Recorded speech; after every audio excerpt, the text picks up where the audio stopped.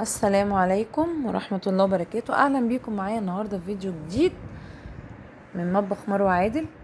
ازيكم؟ وحشتوني. هنعمل مع بعض النهاردة حاجة بيحبها كل ولادنا. هنعمل صوص شوكولاتة طعم البندق.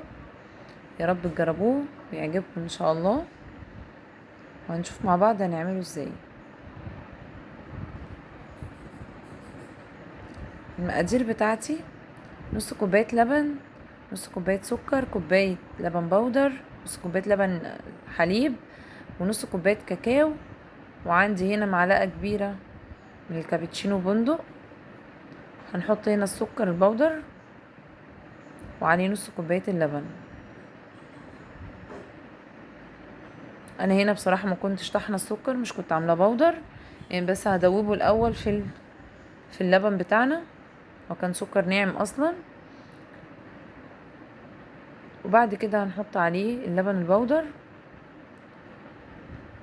وندوبه برضو معاه. وبعد كده هنحط الكاكاو الخام، نص كوباية بتاعتي. طبعا هو هنا تقيل معايا شوية اهو. هحط كده الكاكاو الخام، عندي نص كوباية منه. انا حطيتها كلها تقريبا الا معلقة بس.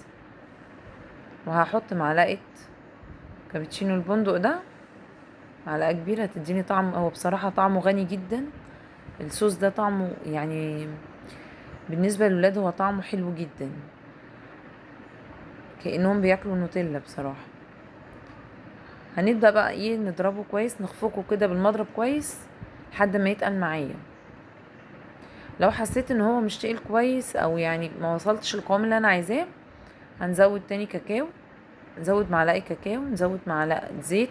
يعني لو انت عايزاه اتقل شويه ممكن تزودي معلقه زيت في معلقه زيت، لو انت عايزاه اتقل من اللي انا هعمله. انتوا هتشوفوا النتيجه بتاعته. هو ده بالنسبه لي انا كنت عايزاه كده، مش كنت عايزاه اتقل من كده. هنبدا برضه اهو، زودنا معلقه كاكاو معلقه زيت، ونبدا ايه، نخفقه تاني بالمضرب، وبيكون شكله زي ما انتوا شايفين كده.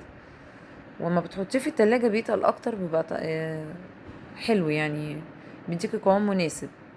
يا رب تجربوه يعجبكم، وتقولي رأيكم في التعليقات، وتشتركوا معايا في القناة، تسيبولي كومنت جميل. اشوفكم على خير ان شاء الله في فيديو جديد.